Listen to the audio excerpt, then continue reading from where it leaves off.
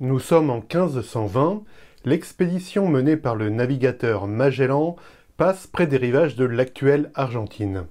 Un membre d'équipage rapporte dans ses mémoires une très étonnante découverte. Il aurait croisé sur ces terres un géant, qui était tellement grand que, je cite, « le plus grand de nous lui arrivait à la ceinture ». Est-ce un langage volontairement exagéré, comme quand on dit par exemple « cet adversaire est tellement fort que je lui arrive pas à la cheville ». C'est possible, en effet des expéditions ultérieures ont attesté en Patagonie la présence de personnes en moyenne plus grandes que les Européens, mais de taille raisonnable tout de même. Toujours est-il que malgré les nombreuses explications satisfaisantes à ce rapport de marin, ce document est souvent utilisé par certains chercheurs de vérité comme une preuve irréfutable de l'existence authentique de géants sur la Terre. Un autre document sur lequel se fondent certains chercheurs de vérité, c'est la Bible, avec sa mention de géants vivant au temps d'avant le déluge. Cependant, à y regarder de plus près, est-on certain que le texte de Genèse 6 parle bien de géants tels que nous nous les représentons? Bonjour, je suis Julien, vous regardez un épisode de In Principio, la chaîne qui parle des rapports entre la foi et les sciences.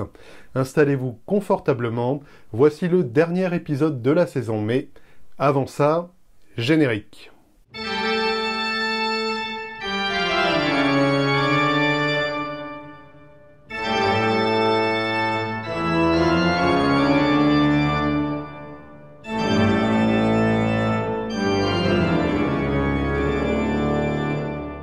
Comme je le disais avant le générique, vous regardez le 10e et dernier épisode de la 3e saison de In Principio. J'espère que cette saison vous a plu. On a abordé des questions comme l'éternité, la fin du monde, ou encore des sujets éthiques difficiles comme l'avortement. Si vous découvrez la chaîne In Principio, je vous invite à vous abonner afin d'être certain de ne rien rater du contenu que je propose. Avant d'en venir au thème du jour, il me reste à vous remercier de votre fidélité. J'espère pouvoir continuer dans le futur à proposer du contenu pertinent, pédagogique et j'espère éclairant. On en vient au thème du jour, ce pourquoi je suppose vous avez cliqué sur la vidéo, les géants. Je ne vais pas parler ici de Goliath, je pense que le texte du premier livre de Samuel est assez clair sur la question. Je vais parler des géants qui vivaient avant le déluge et qui sont mentionnés au début du chapitre 6 de la Genèse. Pour commencer, il faut assez logiquement se positionner sur la question du déluge. Alors, est-ce un déluge local? Est-ce un déluge global? Ou est-ce une métaphore, un peu comme un récit mythique des origines? Je simplifie ici, j'ai dédié un épisode entier, beaucoup plus détaillé, sur la question du déluge. Je vous laisse ça dans la description et dans les fiches. À titre personnel, je souscris plutôt à la thèse du déluge local, évoquée sous forme de récit stylisé. Je développe ça dans l'épisode que je vous suggère dans les fiches. Du coup, les géants évoqués au début de Genèse 6 ne sont pas nécessairement des êtres répandus sur la Terre entière. Pour aborder le sujet de ces géants, objet de tant de curiosité, on va commencer par regarder ce que dit ce texte de Genèse 6. Comme on va le voir, peut-être ne s'agit-il pas de géants au sens où on l'entend actuellement. Dans la deuxième partie, on essaiera de voir quelles sont les données archéologiques et biologiques. On verra si, au sens scientifique du terme, le terme de géant a un sens. Enfin, on va se demander dans la troisième partie s'il est nécessaire ou pas de concilier les données de la science avec les données de la Bible. C'est une question de fond qui revient souvent sur cette chaîne. On commence par voir les données bibliques. On trouve la mention des géants au début du chapitre 6 de la Genèse, dans les versets un peu mystérieux qui se trouvent entre la généalogie issue de Seth et l'histoire du déluge. On va lire les 4 premiers versets. « Quand les hommes commencèrent à se multiplier sur la terre et qu'ils eurent des filles, les fils de Dieu virent que les filles des hommes étaient belles et ils prirent pour femmes celles qu'ils choisirent parmi elles. Alors l'Éternel dit « Mon esprit ne va pas lutter indéfiniment avec les hommes à cause de leurs fautes. Ce sont des êtres dominés par leur faiblesse. Je leur donne encore 120 ans à vivre. À cette époque-là, il y avait des géants sur la terre, et aussi après que les fils de Dieu se furent unis aux filles des hommes et qu'elles leur eurent donné des enfants. Ce sont ces héros si fameux d'autrefois. » Alors, face à un tel texte un peu déroutant, il est bon parfois de ne pas se focaliser trop sur certains termes et d'essayer d'avoir vraiment une vue générale des choses. Ça aide, je pense, à la compréhension. Donc, au risque de décevoir beaucoup de monde, je crois qu'on peut comprendre le sens naturel du texte sans trop se soucier de ces géants. En effet, assez nettement, l'objet de cette péricope qui précède le déluge est d'insister sur la corruption du monde. En Genèse 1, le mandat avait été donné de remplir la terre. On voit ici que la terre est remplie de corruption. Donc sans trop se casser la tête et en tenant compte du contexte textuel immédiat de ce passage, on peut en avoir, je pense, une interprétation simple mais tout à fait satisfaisante. Simplement, ça laisse un peu sur notre faim. Et du coup, ça laisse en suspens une question qui peut empêcher de dormir, mais qui sont ces fichus géants? Deux grandes hypothèses pour simplifier, celle de l'ascendance angélique des géants et celle d'une simple mention temporelle dans le texte. Grammaticalement, les deux solutions se tiennent. À titre personnel, j'ai une très légère préférence pour la notice temporelle qui permet de contextualiser le reste. En effet, il n'y a pas nécessairement de lien de cause à effet entre l'union des filles des hommes et des fils de Dieu et la mention des géants. Mon avis sur la question n'est vraiment pas figé. En effet, l'hypothèse angélique a de bons arguments. C'est en effet, à en croire la littérature intertestamentaire, de cette façon que les Juifs du Second Temple interprétaient la chose. On peut lire dans le livre des Jubilés, non retenu dans l'Ancien Testament, « Cela arriva lorsque les enfants des hommes commencèrent à se multiplier à la surface de la terre et que des filles leur étaient nées à une certaine année de ce jubilé, les anges de Dieu les virent, car elles étaient belles à regarder, et se prirent des femmes parmi toutes celles qu'ils choisirent, et elles leur portèrent des fils qui étaient géants. » L'auteur du livre des Jubilés comprend donc cette mention des géants comme une conséquence d'amour illicite entre filles d'hommes et des anges. On trouve des choses assez similaires dans le livre d'Enoch, lui aussi daté de la période hellénistique. Si vous êtes curieux, j'ai dédié un épisode au livre d'Enoch, je vous laisse ça dans les fiches et dans la description.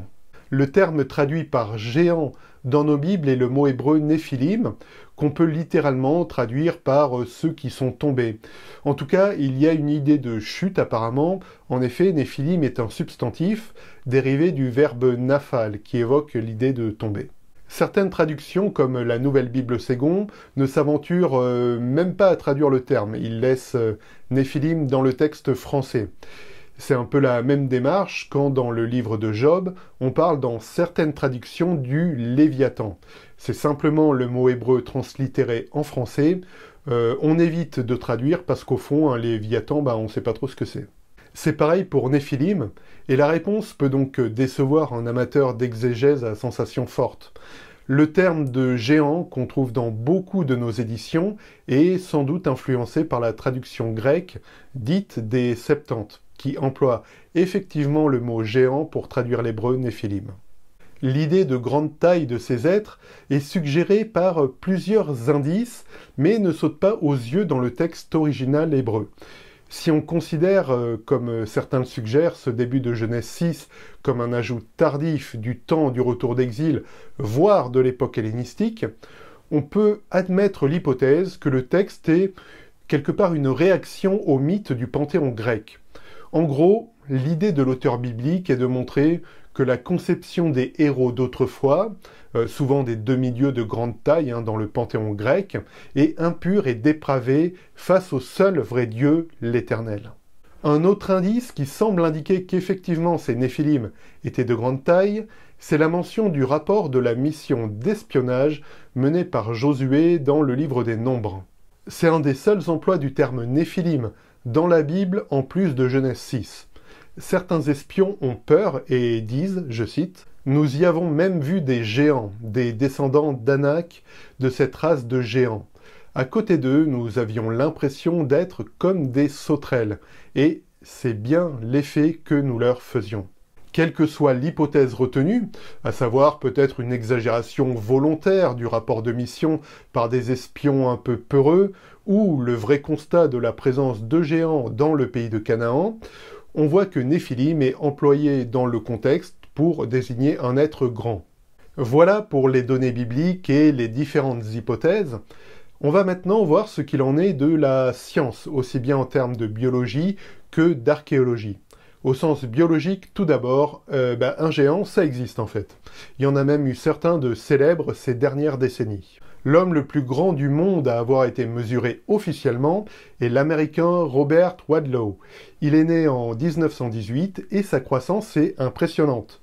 À l'âge de 5 ans, il mesure déjà 1m64, à 13 ans, il mesure 2m18. Il meurt précocement à 22 ans.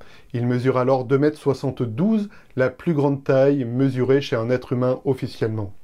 Alors, plusieurs hypothèses peuvent expliquer une telle taille. En tout cas, ce n'est pas un état normal du corps humain. Je vous laisse en description de la vidéo un lien vers l'article Wikipédia des hommes mesurés les plus grands du monde à travers l'histoire.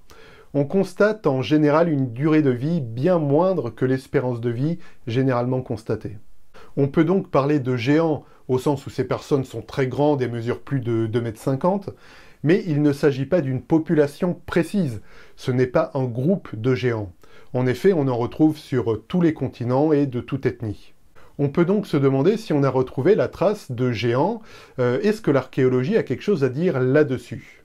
On n'a jamais retrouvé de nécropole de géants. Cependant, on a retrouvé des éléments allant dans le sens de l'existence d'êtres de très grande taille à des époques assez reculées.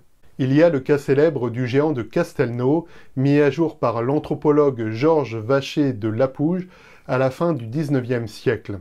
3 ossements retrouvés dans une nécropole du Néolithique amènent le scientifique à produire un article dans la revue La Nature. Il dit ceci: « Les pièces sont en volume plus du double des pièces normales auxquelles elles correspondent. À en juger par les intervalles habituels des points anatomiques, elles supposent que des longueurs également à peu près doubles. Le sujet aurait eu une taille probable de 3,50 m. » Si vous voulez lire l'intégralité du rapport, je vous laisse en description de la vidéo un lien vers un fac-similé de ce numéro de la revue La Nature. Voici les données brutes. Je ne me prononce pas personnellement sur la validité des résultats de cet anthropologue. Quoi qu'il en soit, quelle que soit la lecture qu'on a de ces résultats, ça montre tout au plus qu'un individu du Néolithique, soit à peu près 10 000 ans à 6 000 ans avant notre ère, possédait certains os anormalement grands.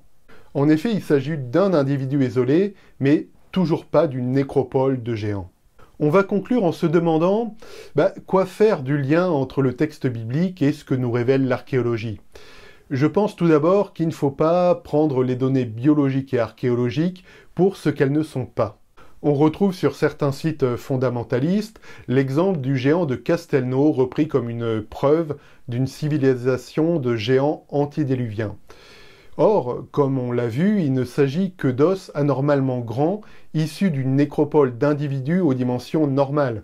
Donc ça ne prouve pas l'existence d'une race de géants vivant au Néolithique.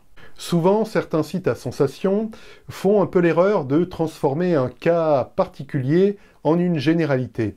Alors, je vais prendre une image assez marquante, même un peu borderline, mais j'assume, mais c'est vraiment pour bien comprendre. Dire que le seul géant de Castelnau est une preuve de l'existence d'une civilisation de géants, c'est un peu comme si un chercheur, dans 2000 ans, tombait sur une photo de Rocco Siffredi et son bolide et en déduisait qu'il existait au XXe siècle une civilisation d'hommes ayant tous une énorme voiture. On l'a déjà évoqué pour d'autres sujets. Il est plus sain de commencer par prendre le texte pour ce qu'il dit, sans chercher nécessairement à y imposer sa propre culture. Comme on l'a dit, on peut assez facilement trouver le sens de ces premiers versets du chapitre 6 de la Genèse, sans avoir recours à une exégèse compliquée.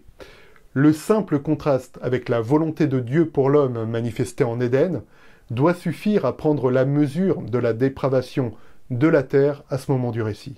Surtout, il faut éviter de conclure à la hâte sur un détail biblique pour l'imposer comme une vérité générale.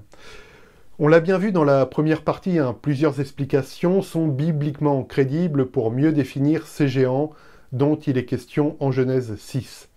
La variété des explications crédibles devrait au moins pousser à la modestie avant de crier trop fort à tout le monde que son interprétation est forcément la bonne. Merci d'avoir suivi cet épisode qui conclut la 3e saison de In Principio.